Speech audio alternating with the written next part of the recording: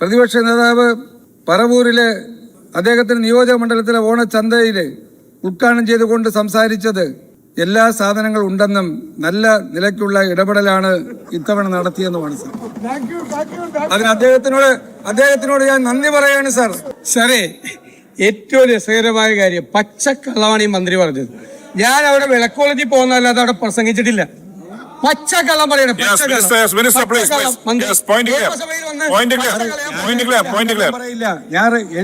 എനിക്ക് ആ voice message sir, ആ വോയിസ് മെസ്സേജ് ഞാൻ സഭ ചെയറിനെ നോക്കി പറയാം സാർ. അതിന്റെ വോയിസ് മെസ്സേജ് എന്റെ കയ്യിലുണ്ട്. ആ വോയിസ് മെസ്സേജ് ഞാൻ ഇന്ന് അദ്ദേഹത്തിന് ഫോർവേഡ് ചെയ്ത് കൊടുക്കാം. പറഞ്ഞത് മറന്നുപോയതാണ്. സപ്ലൈകോ നമ്മുടെ ഈ താലൂക്കിലെ ഓണം ഫെയർ ഇവിടെ ആരംഭിക്കുന്നത്. നമുക്കറിയാം, രൂക്ഷമായ വിലക്കയറ്റമുള്ള ഒരു കാലമാണ്. എല്ലാ സാധനങ്ങളുടെയും വില വർദ്ധിച്ചുകൊണ്ടിരിക്കുന്ന ഒരു കാലമാണ്.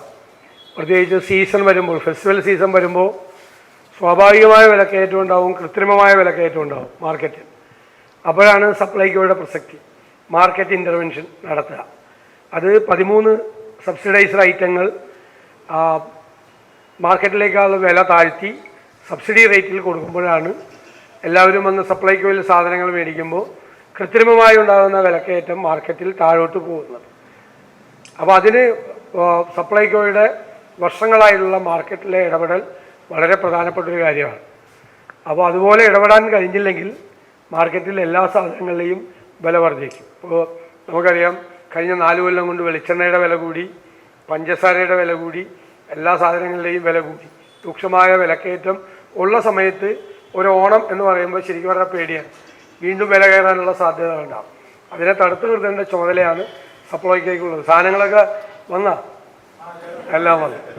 ആ സാധനങ്ങളെല്ലാം വന്ന് ആളുകൾ വന്ന് കയറുമ്പോഴാണ്, ഈ സപ്ലൈകോ സജീവമാകുമ്പോഴാണ് മാർക്കറ്റ് നേരെയാവുന്നത്. വലിയൊരു പങ്കാണ് ഈ പ്രസ്ഥാനത്തിന് വഹിക്കാനുള്ളത്.